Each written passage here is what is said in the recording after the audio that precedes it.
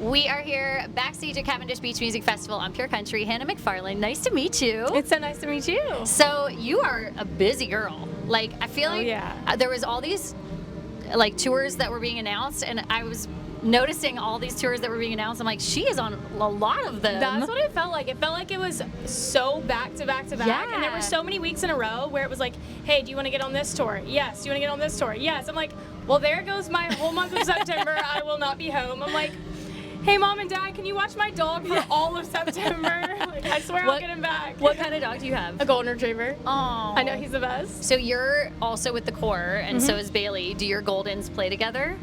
Oh, no. No? They need to. We talk about it, but we're so all over the place that it's like, even, you don't even have us it. getting together would be insane. Did you see that he shaved his golden retrievers? Yes. Were you one of the people Poor babies. that reached out to Bailey saying, don't do it? No, but bless him. I know.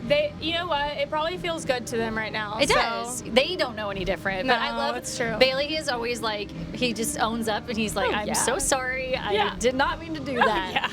What has been like the moment, all these tours that you've been on, you got Riley Green coming up, like you've been all over the world touring. Has there been a moment for you, because you've featured with a lot of artists, you've shared the stage with a lot of artists, what has been like a pinch me moment that you've kind of had to check yourself, or maybe like had a rising above yourself moment? Well, it's so, for me, I feel like there have been so many just even over the past year, but gosh, of course, when I was able to go up and sing with Zach Bryan, that was crazy. That was my first time singing in an arena. So that was crazy. Yeah, you went from like 0 to like 100. I was like playing on Broadway in Nashville and then went to a sold out arena. Yeah, so but if you're gonna play in an arena, like that is that's a big crowd. And his crowd and fans, they're so diehard. And you know what's so crazy is I didn't fully get it. Of course I was a fan, but I didn't get the whole like cult following that he has. And then I went to his show and I was like, oh my gosh, I get it now. Yeah. It's just so different. The energy there, and everybody's just happy to be there. He's so relatable on the stage. He's just one of those artists that's like, if he messes up, no one cares. Yeah. Because it's like, you can tell that it's just so, he's just genuine on stage. Yeah. So that changed a lot for me. But then also, when Brett Young asked me to feature on his song, In Case You Didn't Know, rewrote a second verse. We just released it, In Case You Didn't Know 2.0. It is so good. But when he pulled me out on tour, that was a crazy moment for me because I was singing that song as a cover every bar gig that I had. And then he asked me to do that. That's like a huge compliment as a songwriter, like take a popular song. No, it's been insane. And then, I mean, there have been so many, but Kip Moore, one of the first concerts I ever went to. And then that was the first show that the first tour I was put on to open for.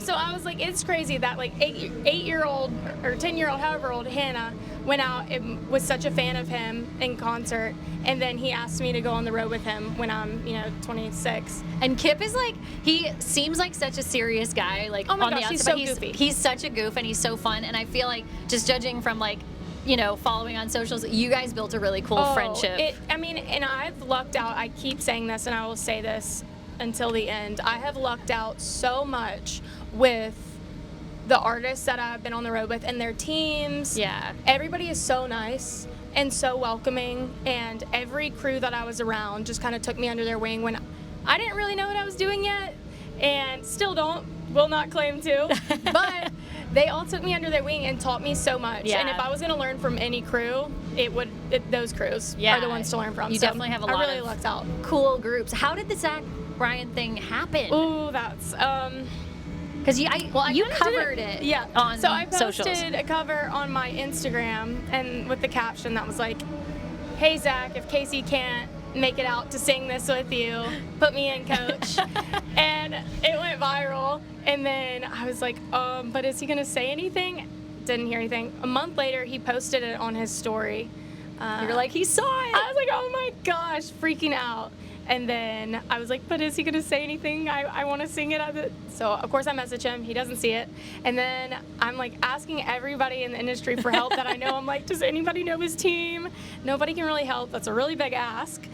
And so then I found out who his day-to-day manager was, messaged him. I was like, can I possibly sing? My brother already has tickets. Yeah. He was like, that's a lot, but let me see what we can do. And then a month later, he's like, I'll see you on stage March 22nd. And I was like, wait, really? God. You probably were like, oh shit, here we go. I was like, so for real? That is amazing. So it was crazy, but super cool. Well, I feel like more pinch me moments are like in the works for you. Oh, I hope so. Because you are working so hard, and that is like it. You can see. This is my first time meeting you, but I feel like it is so evident from a distance. So congratulations on everything so far. Thank you. That means a lot. Seriously. Thank you so much. Have you had a chance, or do you get a chance to explore here in Prince Edward Island at all? Oh, I want to so bad. I feel like this would be a happy place for you. No, I swear. And what's so hard sometimes about being on the road is like you don't get a whole lot of time to really look around while you're places. But I said tomorrow before my flight at like 4 or whatever. Okay, you got a little time. I want to go out and